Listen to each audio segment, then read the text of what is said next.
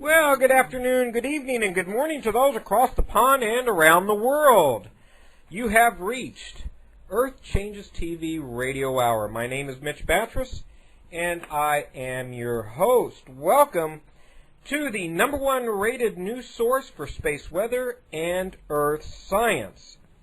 Join us as we explore the latest breaking news, which in fact affects us all. We're live every Tuesday and Thursday from 9 to 10 p.m. Pacific Time. You will hear the latest breaking news and research from the top minds in their respective fields. We will hear from solar and astrophysicists, seismologists, volcanologists, climatologists, paleontologists, and the list goes on and on. I might as well add meteorologists to that as well with our guest tonight. On Earth Changes TV Radio Hour, we explore recent and historical records spanning thousands and even millions of years. We also invite the brightest minds in the study of ancient texts and civilizations. We will hear from Mayan and Hopi elders who tell us of prophecy and their historical observations which have been passed down from generation to generation, often telling us with stunning accuracy of today's times. Never before have the two worlds of science and ancient texts joined together with such unity and precision, outlining a pathway of discovery. Well, welcome once again, folks, to a live broadcast. Here we are, February 7th. Wow, is time going by faster? What, next week, next Tuesday is Valentine's Day, February 14th. Mark your calendar, gentlemen. Yeah, it's never too late, especially online. You see, you go to ftd.com and boom, they're there in 24 hours. It's a miracle, let me tell you. Usually have pretty nice flowers too. So let's see. Let me go to some breaking news events of the day which tie in perfectly with my guest tonight, because it really has to do with weather phenomena. So let's go right into it. The first article is titled "Scientist Predicts Mini Ice Age." This is a UPI story out of St. Petersburg, came out some hours ago. A Russian astronomer has predicted that Earth will experience a, quote, mini ice age in the middle of this century, caused by low solar activity. I just love that.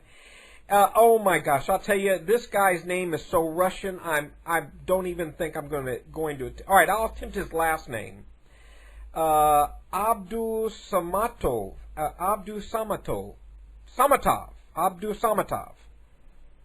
Unusual name. Of the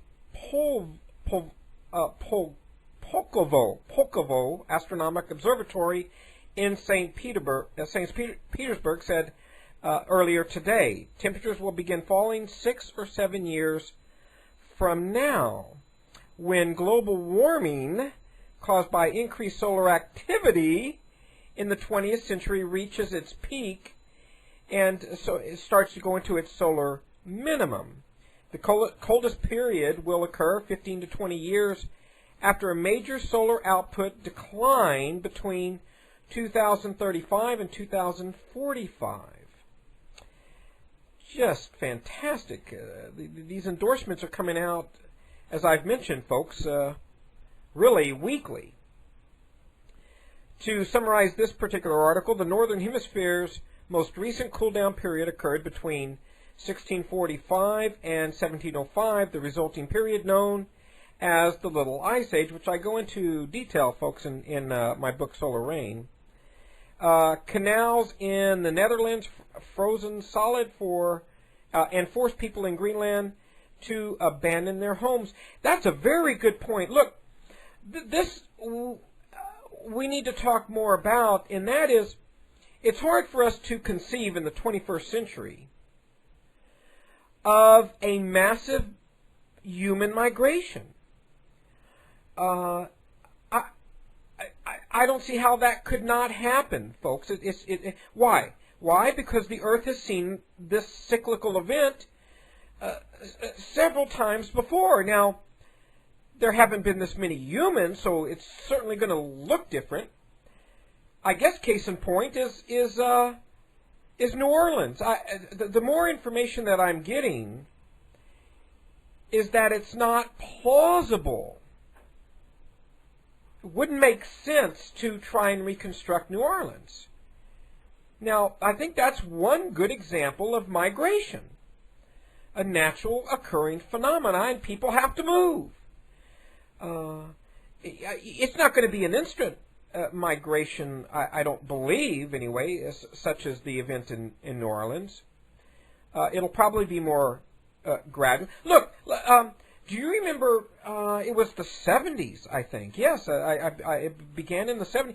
There was a massive migration to the south from the New England states in particular. So the Northeast was moving to the Southwest. Now, the way that occurred in part was that corporate headquarters were moving their offices, and they were officing in Houston and Dallas mostly, some in San Antonio, some in Phoenix, Arizona. That is a type of migration.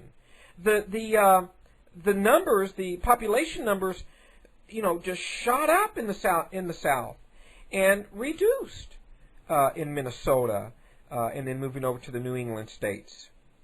I remember that occurring. That by that time, so I think it was the mid-70s, 1975 to 1985 was probably the largest movement. That is a form of migration. Now, I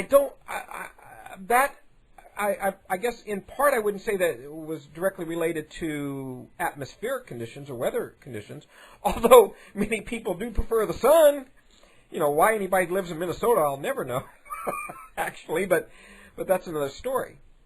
Let me move on to the second of three articles I want to read, and I've asked my guest to listen to these because I want his comment on all three of them. The second one is January. This is an Associated Press article. January was America's warmest on record. January was a fair weather friend. Recording the warmest January on record allowed Americans to save on their heating. The country's average temperature for the month was 39.5 degrees Fahrenheit, 8.5 degrees above average for January, the National Climatic Data Center said Tuesday. The old record for January's warmest was 37.3 degrees, set in 1953. Oh my, was there global warming in 1953? Oh my. Gee, I don't think that's quite true, do you? In fact, was it global warming that caused the Dust Bowl in 1935? Gee, I don't think so, but Dr. Jonathan Overpeck would like to tell you differently. But don't ask him about Soho, because he doesn't know what it is. On the other hand, while much of the United States was basking in warm weather, parts of Europe and Asia were being battered by bitter cold. During the month of January, the jet stream, a strong high-altitude wind that guides weather fronts from west to east, stayed unusually far to the north, keeping the coldest air in Canada and Alaska. My analogy on that is, as you know, it's part of my equation, shifting ocean and jet streams, mostly manipulated by solar influence. But guess what, folks? We've learned about other influences, such as GRBs. What is GRBs? Gamma ray burst. We've also learned about cosmic ray influence, as we learned by two sources actually, and I think all that plays a role. And the part that we're not even talking about is the dipole, the dipole equation that has to do with the Earth's core, and of course the Earth's magnetic field as well. And one more. This comes from WSLS Roanoke, Virginia. 2 tornadoes touched down, extremely rare in February. It seemed to come out of nowhere. I could look back and see. Oh boy, there's that sentence again, folks. I'm just now reading this and tuning in. Remember last year I told you you're going to hear more than ever a sentence similar to this? I'm going to repeat the sentence, and I'm going to tell you why you're going to hear it more often. It seemed to come out of nowhere. Why? Because it has to do with the jet stream. It has to do with something called wind shears, microburst, straight line winds. These are all fairly new terms, some of them not so new, that we're going to hear a lot more about. And you're going to hear the sentence about it seemed to come out of nowhere. Why? Because there's no often there's no funnel. It often is the absence of a funnel. So you have all the wreckage of a tornado, but you don't have the typical funnel that's involved. And sometimes you don't even have the hailstorm that usually accompanies a tornado just prior. Let me just finish this, and then I want to hear what our guest has to say about this. All I heard was a rumbling noise like a boom, and I was like, what is that? What is that? Brenda Witcher exclaimed, an eyewitness. Not one, but 2 tornadoes touched down. One crossed 57, I guess that's a highway there. The second about 2 to 3 miles northeast of there. The chances for 2 or even 1 is extremely unlikely. Very uncommon for February, said News Channel 10 meteorologist Jeff Hanswick. Well, speaking of meteorologist, my guest, Paul Barys, B-A-R-Y-S, or it might be Barys. It's Barys, I believe. It is Barys. Paul Barys, chief meteorologist. Paul Barys has been the chief meteorologist of the Channel 3 Eyewitness News Storm Alert team since 1985. He began his career in private weather forecasting in 1974 before moving to television broadcasting in 1975. In part tonight, I've asked Paul to discuss future meteorology and how it will include space weather in their forecast. At least I certainly believe it will. But before we even get into that, let me welcome Paul to the show and get his comments. Paul, welcome. Thanks, Mitch. It's good to be back with you. It's great to have you back, and what timing to have articles like this come out and have you on. One of which is, I doubt you know him. We tend to think everybody knows everybody in their particular discipline. In this case, meteorology. But I'll ask: Do you happen to know a gentleman named Jeff Hainenwinch? No, I don't know him. No, I've never met him. Okay. He's in Roanoke, right? He is in Roanoke, yes. Right. No, I've never met him. But people come and go very quickly in the television business. Yeah, no kidding. Not to mention that there's, I don't know, how many, 10,000, 20,000 meteorologists? In the country, I wouldn't doubt that. In television, the power, not to get off the subject, but in television, it's interesting. There's people that go on television, most of them are called meteorologists, and when they give a weathercast, but they're not necessarily meteorologists because there isn't a specific designation of what you have to do to become a meteorologist. You can get a thing called the American Meteorological Seal of Approval, which I got back in 1976, and then most people would have said, well, he's a meteorologist, and but they have a new organization, National Weather Association. They give their own seal of approval, and the American Meteorological Society is given a new certification called Certified Broadcast Meteorologist. They just started that within the last year. So it's difficult to say by just looking at someone on television are they truly a meteorologist or not. I consider somebody who's gone to college and taken meteorological courses, passed them, and gotten their bachelor's degree in either meteorology, oceanography, or atmospheric science as a meteorologist. But just a lot of people who are very famous and who make lots of money go on television, and they can be weathercasters, and they could care less if they're meteorologists or not, as long as they're making the big bucks. Oh, yes, but I'll tell you what, the meteorologists certainly do care. Now, that's been a big thing with the AMS, American Meteorological Society, for years.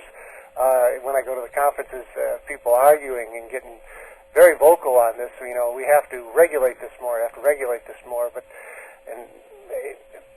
they do. They've tried, and I think with the certified broadcast meteorologist thing that they're going to start, that'll be even a better way, I think, of regulating. See, I got my seal, AMS seal, in '76, and I was the 137th guy in the country to get it. All right. There's over 1,500 fellows that have it now. That's men and women. Yeah. And so it's exploded. It's absolutely exploded. So, matter of fact, I look at that list, and it's sort of scary when you see a lot of the guys ahead of you have passed out. Oh, yeah, I bet that is pretty spooky. And then we have the new crop. Thanks to the Weather Channel, we have all those babes coming out. Well, you know, in television, is the one thing about TV is you should know your stuff, because sooner or later the audience is going to know whether you know your stuff or not. But they also want you to have a nice voice, and they want you to look nice. So yeah, well, you know, it is television. That's what I tell people who want to get in the business. I said, number one, it's showbiz. That's right. whether you believe, you know, you say, well, that's wrong, well, that's tough. That's the truth. It is showbiz, because you can be the smartest guy in the world, but if you don't have an audience, it doesn't make any difference. That's right, Paul. I don't want to leave this topic yet, since you brought it up, because what brought it to the surface for me was this fraud. That's right, folks. Fraud. You come after me if you think you can. I'm calling them a fraud. Scott Stevens, the fraud, who was fired. Of course, when you call the station, they won't tell you that he was fired. They'll tell you that they had a separation or some crap. Anyway, we had this idiot guy started making some noise, claiming to be a meteorologist, which I called the station. I talked to the station manager. I said, hey, you got this guy out there saying he's a meteorologist who's telling us that the Japanese mafia, was steering Katrina as revenge for Nagasaki. Well, they waited a long time, didn't they? Oh, how funny! It was just hilarious. And you know, of course, the station manager couldn't have been more embarrassed, and he was shut down immediately. I called the parent company. This is a television station, a parent company out of Las Vegas, and I talked to the meteorologist, and he didn't know what the heck I was talking about. Didn't know who this guy was. Well, we come to find out he's a fraud and not a meteorologist, but a quote weather enthusiast. Well, he wouldn't be the first one, let me tell you. Well, let's hope he's the last. People like that. So my question to you, Paul, is: Do you not believe that regulation should be initiated and maintained strongly? Well, you know, the AMS can only regulate their members, and that's all they can do. They're a private organization. Now, I'm a little confused, because you're saying that a weather enthusiast or a weather forecast can call themselves meteorologists. I disagree. I think a meteorologist has to show their credentials as being a meteorologist. Well, that would be the ideal way of looking at it. The problem is, let's just say, for example, let's just make something up here. Let's say station XYZ starts a news department. They want to hire someone to do the weather.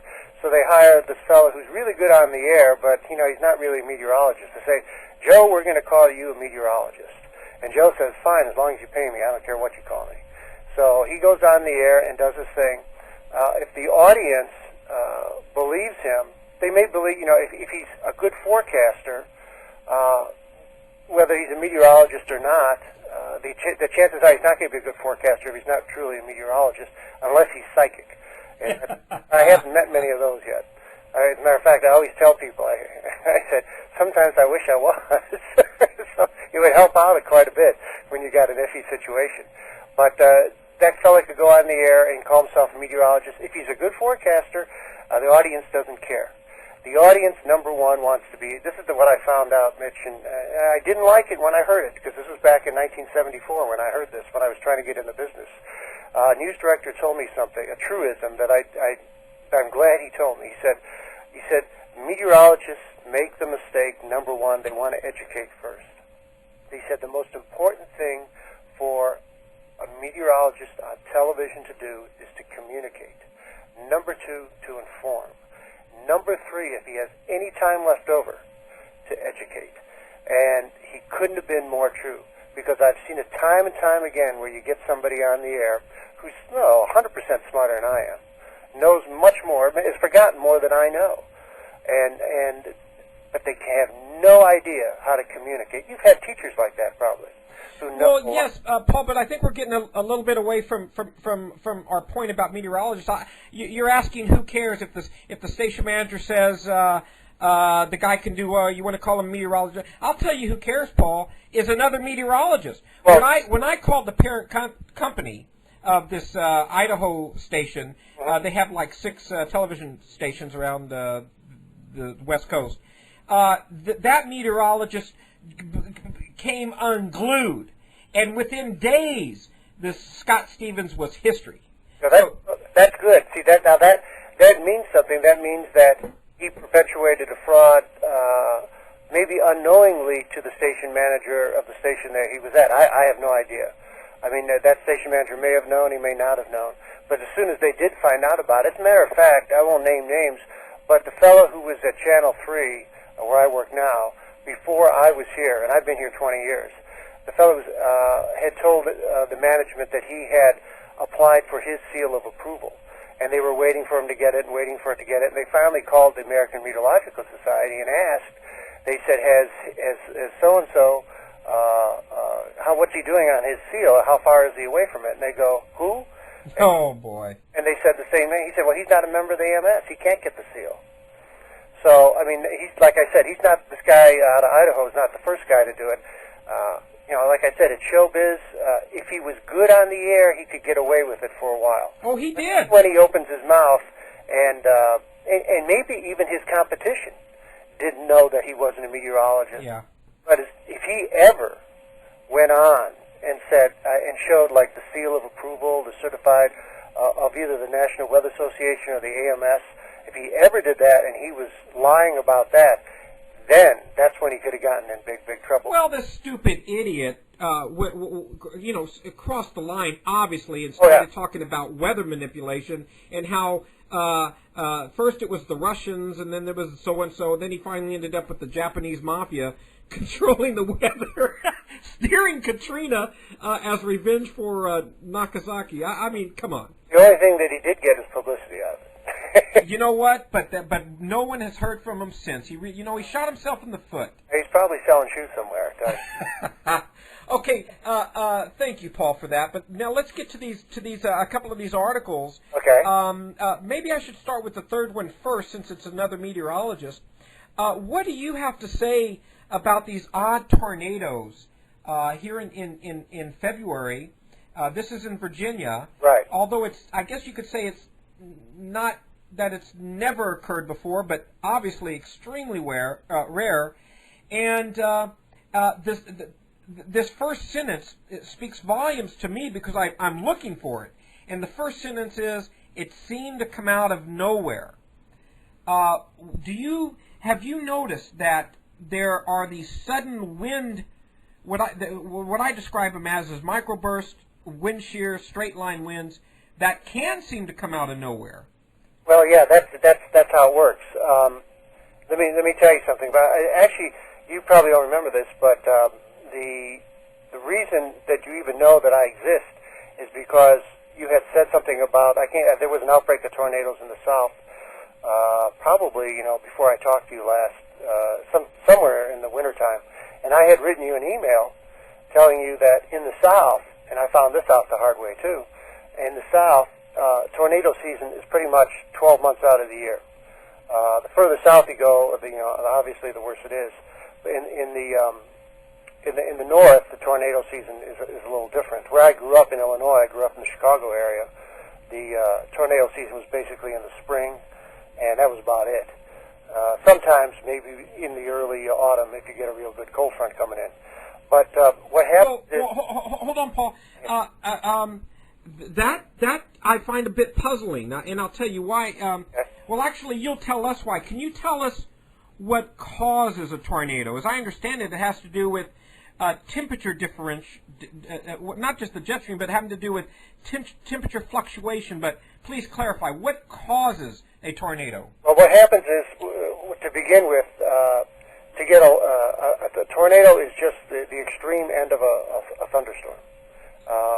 There are thousands and thousands of thunderstorms, every year around the United States. There are maybe 1,000 tornadoes per year in the United States, and the way they are caused is, I can't go into the exact reasoning through physics on this because it's a radio anyway. But basically, what happens is when you get a thunderstorm buildup. It's what you mentioned before. You said the word wind shear. A lot of people have heard that term recently, but they don't know exactly what that means. They hear wind, they know what wind is, but the shear, they don't understand what that means. You think shearing off something. But basically what wind shear is you have to look at the atmosphere three-dimensionally. So at the surface, if you can just close your eyes and do it this way. So at the surface you have a wind, let's say, out of the southwest.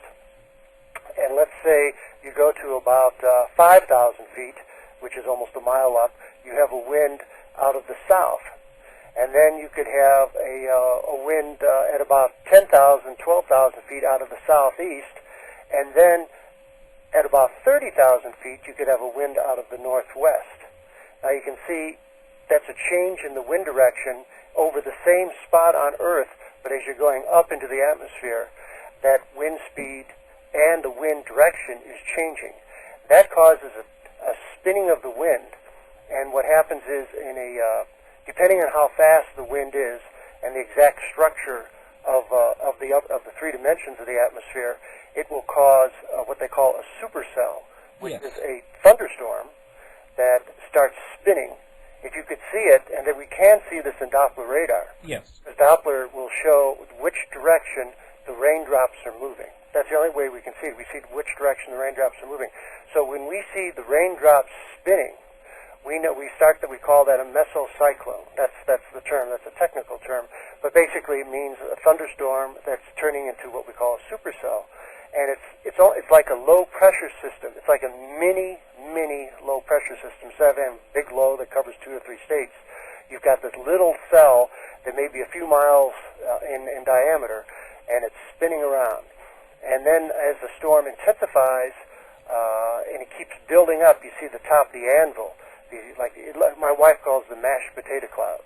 Okay. As they start building up, if you look at it and you look at that thunderstorm, you turn around for a minute, you look at it again, you say, "Man, that looks different," because the actual cloud could be building 1,000 feet per minute.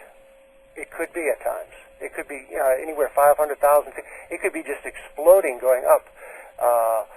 Because of the spinning, and it's the inflow into the thunderstorm itself. The air is spinning in. All right, let me ask you this, Paul. Why do you say they're more common in the South? When you mention that, one has to assume you are talking about temperature. Well, the reason tornadoes in the wintertime are much more common in the South. They almost have to happen in the South. It's not 100% true, but most of the time, it's because to get convection, which is the buildup of the thunderstorm, you have to have a certain level of moisture in the atmosphere. And since if you dried up the Gulf of Mexico, you wouldn't have that. But since the Gulf of Mexico is there, it's a tremendous source of energy. It's a tremendous source of water. And as that inflow comes in, if you have the jet stream just configured just right, and it's sucking up that air from the south to the north into this line of thunderstorms, that's when you get your really big blow-ups of thunderstorms. And if the jet stream in the upper atmosphere at about 30,000 feet is strong enough, and it can get over 150 to 200 miles an hour, which is common occurrence. The airline pilots will tell you that. Oh, yeah. Yet, once that happens, as the jet stream is flying over the thunderstorm, it sort of creates like a suction, and it makes the thunderstorm it pulls it up even more. And that's when you get your big buildup, and it's just like an ice skater. You know, the Olympics are coming up, too, so you can just imagine there's an ice skater that's starting to do their final spin. Right. And as they pull in their arm, they go faster and faster to spin. And that's what happens in a tornado. How come we never hear of a tornado on the Virgin Islands? How come we never hear of a tornado on Cancun, Cozumel, St. Croix? I mean, that's even further south. Yeah, that's how come true. we don't? But the reason that doesn't happen is because the jet stream doesn't even get that far south usually. Very, very rarely will the jet stream even come close to that area. And the wind shear, remember I told you about the different speed, different direction throughout the three dimensions of the atmosphere, doesn't change that much in the tropics. Okay. That's the main reason. Now, you'll get tremendous thunderstorms, and you'll get them building up to 50,000 feet sometimes, maybe even higher, 70,000 feet down in the tropics. But the wind structure in the thunderstorm, except for an occasional downburst, which is another thing if you want to talk about, I can explain that too. And that you heard of microbursts, downbursts, they are much more common than tornadoes. I don't know the exact ratio, but it's at least 10 to 15 to 1. For every tornado, there'll be at least 10 to 15 microbursts or downbursts. Now, being in television and being in the South, where I am now, we'll have storm damage. And it'll be at 2 o'clock in the morning. And some guy will call me up and tell me, he said, we had a tornado in my backyard. I said, oh, you did? I said, well, you had some wind damage? He goes, yeah, we had wind damage. I said, I heard the wind howling, and it had to be a tornado to do this. I said, well, did you see it? He goes, no, I couldn't see it. It was dark, and I was sleeping. I said, well, how do you know it was a tornado? He said, well, it had to be a tornado. It knocked down those trees. Right. But that's not true. Exactly. See, most tornadoes are probably 40 to 120 miles an hour. About 85% of all tornadoes have winds about that. Which, I mean, that'll flatten you real fast, and that'll knock down trees. But downbursts can have 50, 80, 100-mile-an-hour winds. Yeah. So as the wind is coming down, and it basically a downburst, the history of downbursts is interesting, too, how we discovered them. But downbursts the air comes straight down out of the thunderstorm. Yeah. It comes down, it hits, and then sort of explodes in 360 degrees. Yeah. If you're underneath that downburst, which you can't see, you can't really see it until it hits the ground. The only reason you can see it after it hits the ground is because you can see the dust and the debris flowing out of it. Yeah. But usually we call them wet downbursts. They come down in a heavy rain cell, pouring rain and all. And you've probably seen this in the Midwest. If you've ever been in the Midwest, in the South, or the East, not so much in the Pacific Northwest. You don't have that type of too often. But you see this tremendous heavy rain cell, just the rain's pouring underneath, and the wind will pick up to 40, 50, 60, 70 miles an hour. And that's called a downburst. Now, if your roof comes off because of a downburst, you might tell everybody it was a tornado. And it really doesn't make any difference, because if you have insurance, your insurance guy will fix either one. But it's more glamorous to say, my house was hit by a tornado. Yeah. Than it was by a downburst, because nobody knows what the heck you're talking about if you say, Mark. No kidding. Okay, hold it right there, Paul. We've got to take a quick break, and boy, this is an exciting show for me, folks. I hope if you have any interest at all in weather, and who doesn't? I mean, my gosh, your grandparents and your grandparents' grandparents have been talking about weather. I mean, the Farmer's Almanac has been around for 100 years. It's just a fascination. Why? Because we couldn't live without some sense of predictability for crops, and we could go on, and shelter and so forth. All right, so stand by. We'll be right back with Paul Barys, meteorologist, certified meteorologist, thank goodness.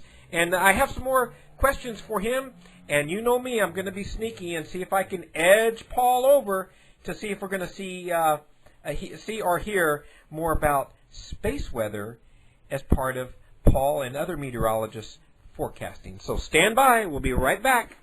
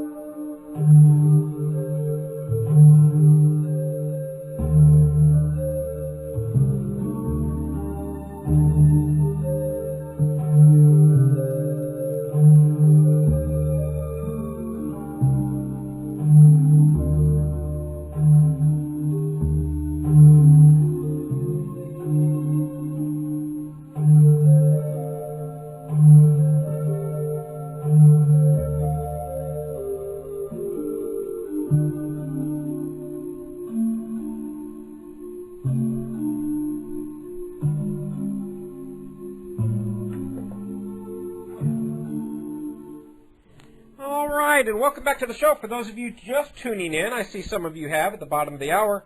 You're listening to Earth Changes TV Radio Hour. My guest tonight is Paul Barys, who is a meteorologist out of Chattanooga, Tennessee. And he was just explaining how we met. He had fired an email to me. I think I had posted something about tornadoes and unusual tornadoes related to time of year, seasonal type stuff.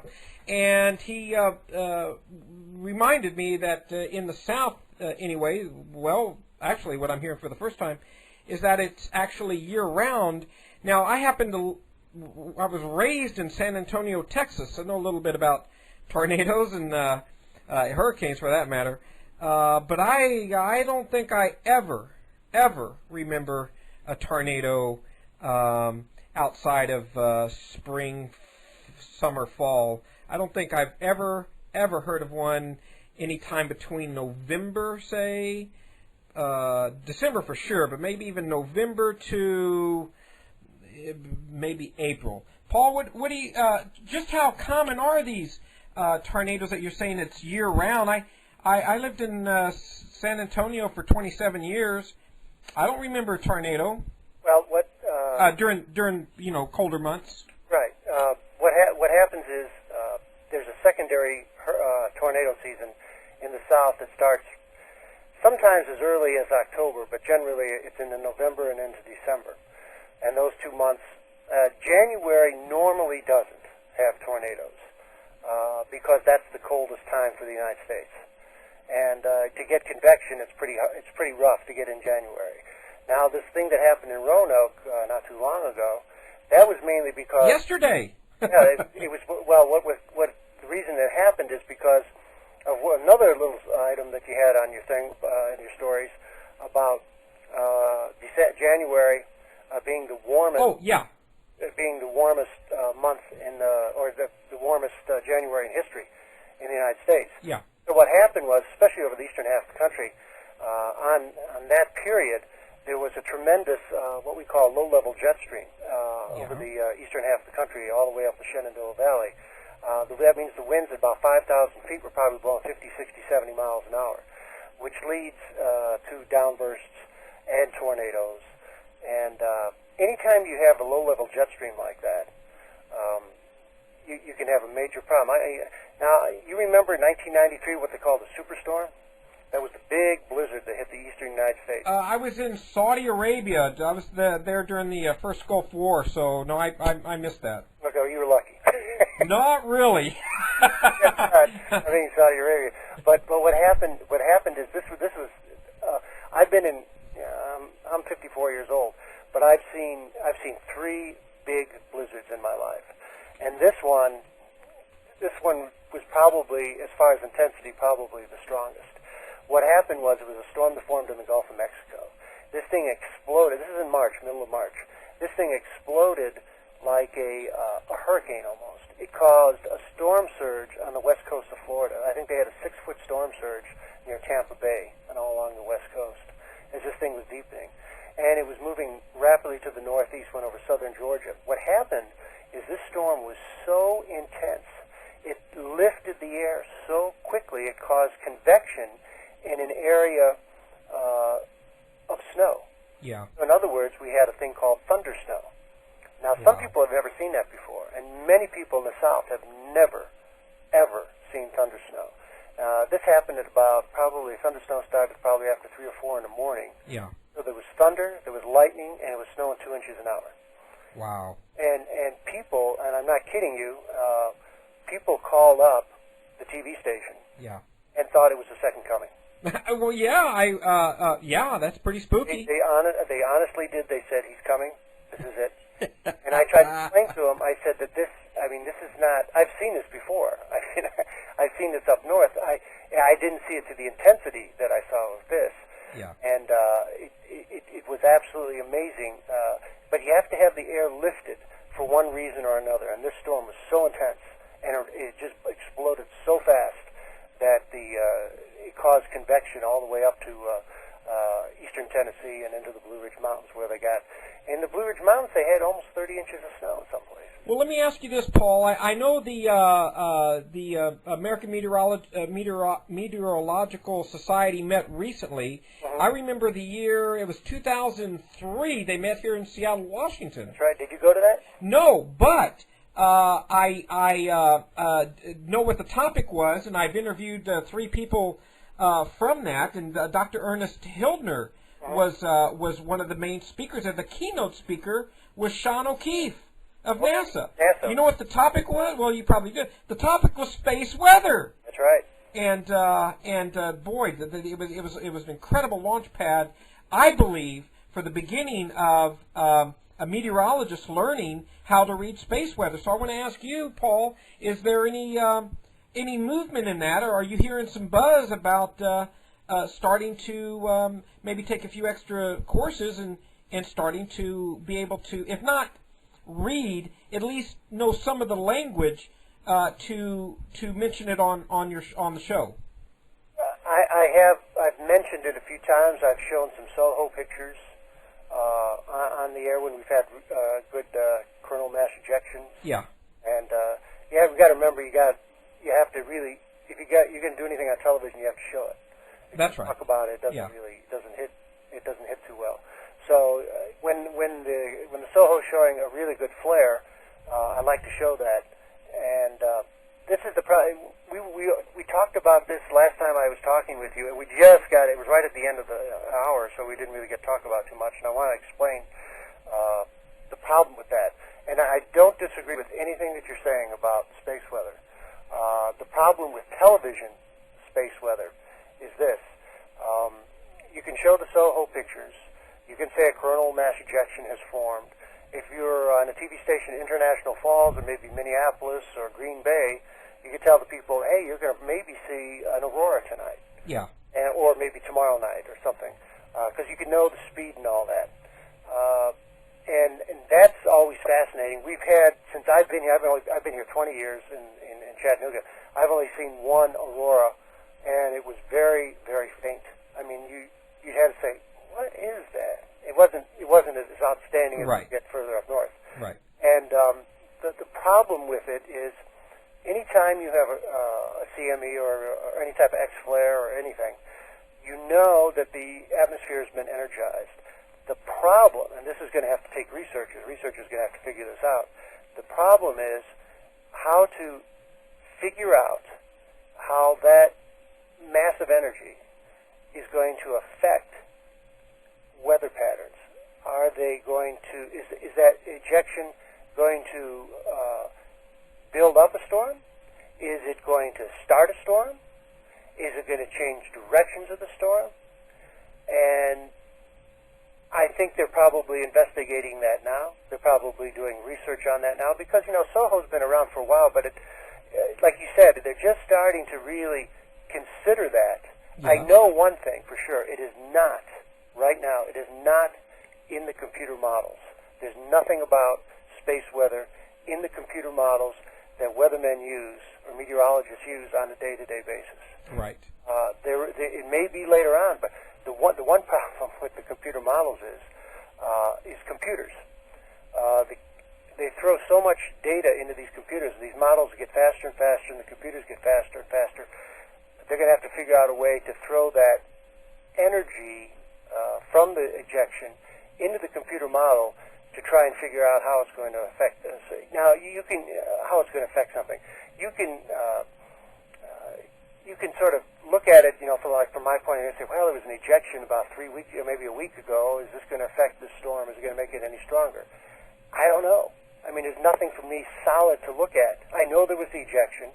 I know the storm is forming. I don't know if that's going to affect it. See, that's the problem that like a meteorologist or a forecaster will have.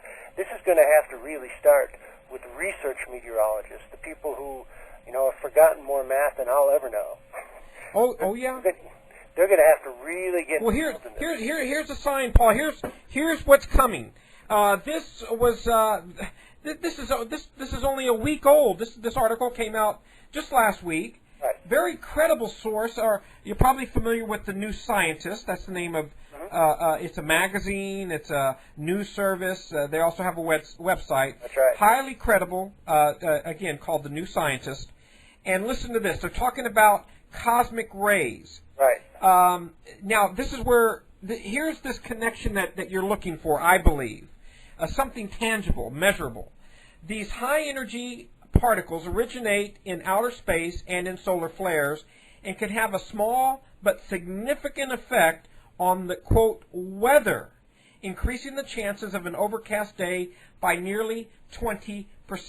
So there's some new substance for you, Paul. Now we're talking about clouds, something that can be measured, followed, forecast.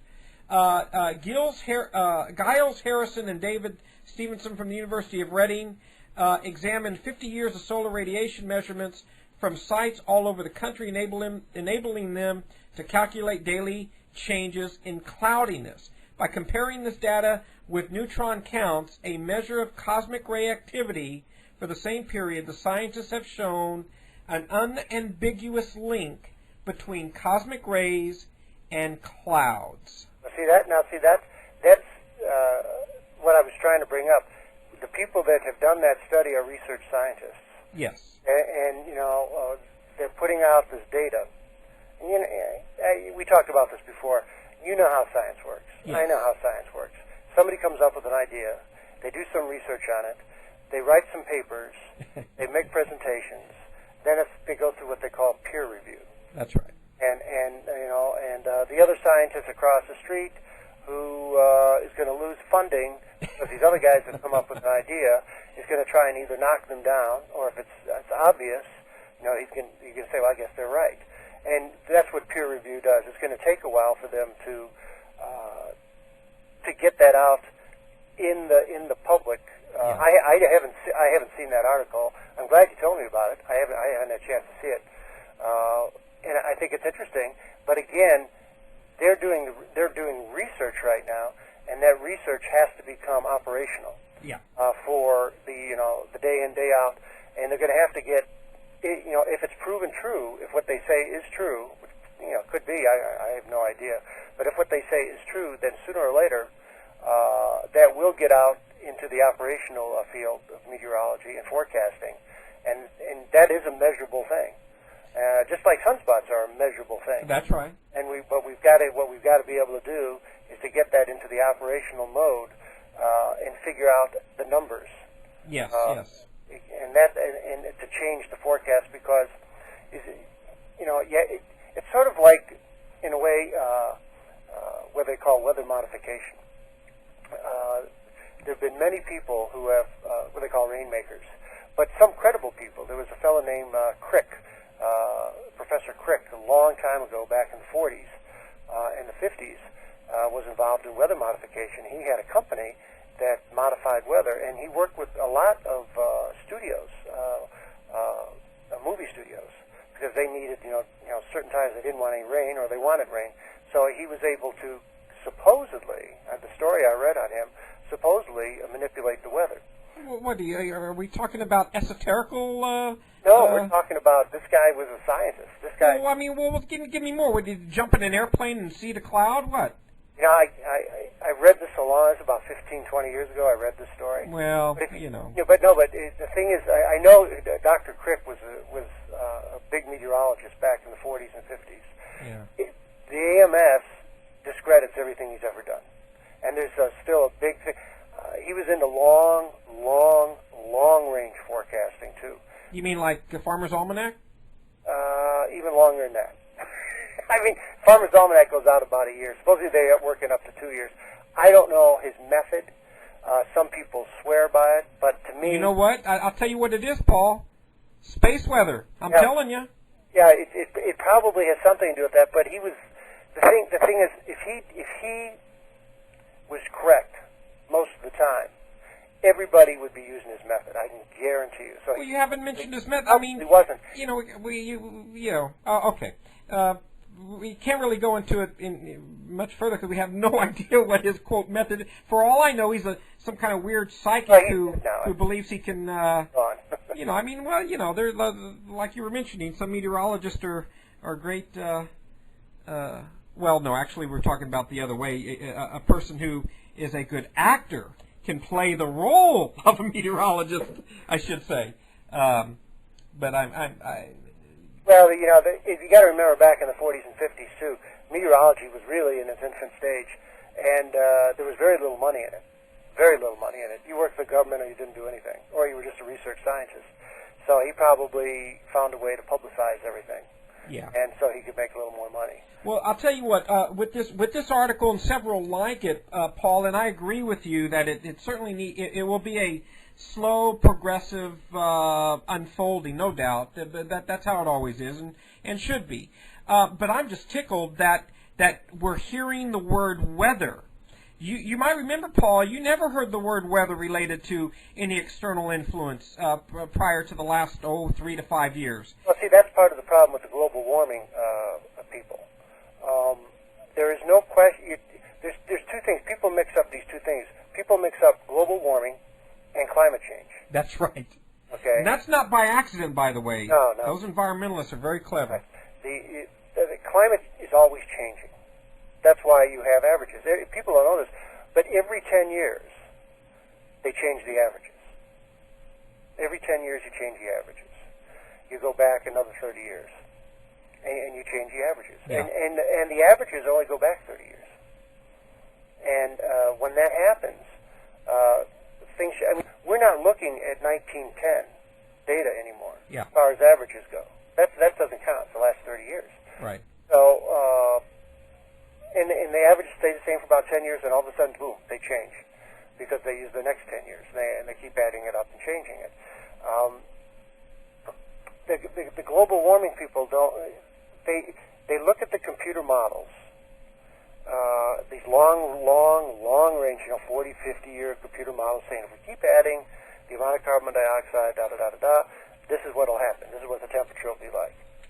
And in those equations, the sun is a constant. And you and I know, and I think most people really know, the sun is not a constant. The sun changes. It isn't changing 30, 40%. It's changing, a small, very small percentage, but it is changing. And it is so important. It is the number one force on our weather. Number one. When I tell school kids, I say, what do you have to have that weather? You got to have a heat source. Yeah. Got to have an atmosphere. Yeah. And if you don't have one of those two, it ain't going to happen. Well, Paul, I see you, if you're not there already, but having the number 100 as a meteorologist and starting in 1974, I would consider you an elder. So I'm going to ask you this question. By the way, you're just a couple of years older than me. It's not that that's your age. It's that you've been in that profession that long. So you have these new bucks coming in. Right. What are you sensing of them? I'm sure they're, extremely bright with at least the serious ones because of the technology that's available to them that was not available to you, for one thing. But do you see them looking towards the skies and beyond, or are they not hungry for a possible connection to something beyond the jet stream? Right now, the ones I've seen, there's a lot of what they call weather forums that you can go on, and people are discussing weather patterns. Yeah. And I mean highly technical discussions, just not, I think it's going to rain tomorrow. Highly technical, and I've never hear them mention space weather. Wow, bummer. That's because they are really into the computer models, what we call the different patterns in the ocean. They call the different oscillations. So we're getting into El Nino, La Nina, and La Cucaracha, I call it. Or La Nada. What? Lanada. That's nothing. Yeah, lanada, right, Yeah. lanada. Yeah. For those of you that don't know Spanish, nada means nothing. The nothing. No, that's the other thing. There's so many different oscillations. The North Atlantic oscillation, the Pacific oscillation, Yeah. the Arctic oscillation, and then you got the Southern oscillation, and they're all are changing, and they're all constant, and you got to try and figure that out. It's amazing how anybody can even keep up with this stuff. You know, Paul, in your, I don't know how you could go through your studies and have the interest you have in weather and not ask these very fundamental questions. Well, what causes the oscillation? Right. They probably do, but they don't in these forums. And I very rarely see anybody mention it, mainly because of the measurability of it. If this thing with the gamma ray comes to fruition, I think that will change a lot. But it's going to have to be reviewed and all that. And then if it goes into the equations, then people will be able to see that stuff and play with it. But right now, you can't manipulate those numbers. See, that's the problem. The average guy, the average forecaster, can't manipulate those numbers. He sees 4 times a day. He sees these computer models coming in. Yeah. And they're constantly changing. That's something that he can manipulate. That's something he can study. That's something that he can analyze. The stuff that's coming in from the gamma ray, I mean, where do you get that? Well, actually, that's not quite accurate, because speaking of hard science and repeatability studies, in my book, Solar Rain, I show several graphs and charts showing that these records that we're talking about, weather phenomena, including the mini ice age and then things like the Dust Bowl, and its correlation to, guess what? That's right, the solar minimum and solar maximum. Right. That's right. No, what I'm saying is the data, like from the gamma ray, where would a forecaster get that data on a day-to-day basis? It's readily available. That actually. Well, that is something fairly new. How do people know about that? That's right. I forget that people don't know these things. Thank goodness, and again, I say this in the most humble of ways, that I've been able to gain access to just incredible first-hand data, immediate data, and the sources are there, and actually some of them are indeed public for anybody to monitor on a daily basis. So yes, it is monitored just like the weather's monitored on a, second by second. It's all done live. Yeah, they've got to be able to see that people really, I know that unless somebody's in school right now, someone my age especially, or even 20 years younger than me, has never studied any of this stuff. Yeah.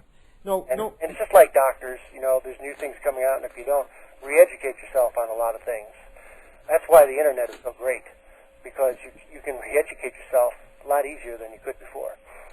So true. I cannot believe the time has buzzed by. This has been one of the most fun interviews that I had. Very informative. I can see the audience likes it. Paul, but we're already there. I can't believe it. We're at a just about a minute and a half, less than that. And I want to give that to you in a couple of different ways. If there's any thing that you have available, such as a website, a book, or anything. No, I don't have books. I wish I had, but I don't. The only website we have right now is the Channel 3 website. They're just about to change it over. They finally decided to try and sell something on the web. All right. So the Channel 3, it's WRCBTV.com. RCBTV.com. Okay, WRCB. Right now, it's the old thing. Hopefully, within a month, we'll have a brand new website. And NBC and Channel 3 are doing a thing called Weather Plus. Okay, very quickly, my audience loves forecasting. Depending on who my guest is, it's sometimes called predictions. Okay. What do you see for the winter, for the next 3 months? For the next 3 months? Yeah. Okay, well, I'm not really good at super long-range forecasting. 3 months is a long time, but I'll tell you what I see for the next month. Let me put it that way. After that, it's sort of up for grabs. I think for the next month, over the eastern half of the country, it's going to be well below normal. I think the rest of February into the beginning of March is going to be well below normal, And I think there's going to be, especially along the Gulf Coast, there's going to be lots of rain, probably near normal precip over the northern half of the country. The West Coast, okay, see, being from Chattanooga, I don't really study the West Coast too often, but if I remember correctly, some of the patterns that I saw, I think you're going to be drying out for a while temporarily, and then you're going to get hit real hard. Again, think with more rain coming up probably within the next, not so much the next week, probably the next 2 to 3 weeks afterwards. But that one you caught me off guard on that one. I wasn't really prepared for that. Oh, that's all right. No, I agree with you. I must say that the Farmer's Almanac gave very, very similar forecasts. I can tell you we've had record rain here in the Northwest, but prior to that we had a very mild and somewhat dry fall, and it all came, it's been raining for something like 50-something days. Let me say something real quick. This is real quick. Most people don't realize this. Everybody thinks Seattle is unbelievably wet. And on the average, Chattanooga is much wetter than Seattle. Is it really? Yeah, we get about 54 inches of rain a year. I think you get 30-something inches a year. No kidding. Yeah, but we have the lovely gray clouds that stay all year round. And see, what happens is it rains, light rain and drizzle for long periods of time. Yeah. We get the downburst where we get 3 or 4 inches of rain in a couple days. Uh-huh. And then you get the flooding. Yeah. And then in the summertime, that's when you get... And in between all that, you have that nice orange spherical orb in the sky. That's right. Paul, thank you so much for coming on. Again, it was a pleasure. I have a feeling my audience is going to want you on again. I know I do. And if some significant events, whether it be in the research part or in the weather pattern itself, I'll be giving you a call. Okay, after the Olympics, because we're going to be on running late for the next few days. All right, very good. I'll see you. Bye-bye. Thank you, Paul. There you go, folks. Paul Barys, certified meteorologist, very interesting, and I'm telling you, folks, this is 2003. I just know we are going to see the super duper Doppler weatherman. I think it's going to be this year. I thought it was going to be. I might have said it was going to be last year. Maybe I did. But we're really, really, really, really, really close. And I think we're going to see your local weather forecaster, whether it be meteorologist or otherwise, mentioning something to do with solar flares and space weather as a whole. All right, got it. Oh, yes. I did receive an email from Carlos Barrios today. It didn't say much. It just to inform me that his elder will be with him day after tomorrow. He's a Mayan high priest. Manuel, I think was his name. I can't. From Santiago Atilian. I can't remember the name of the tribe. Anyway, day after tomorrow, we're going to hear from Carlos on what's going on. This is Mitch Battros for Earth Changes TV Radio Hour, signing off. Bye-bye.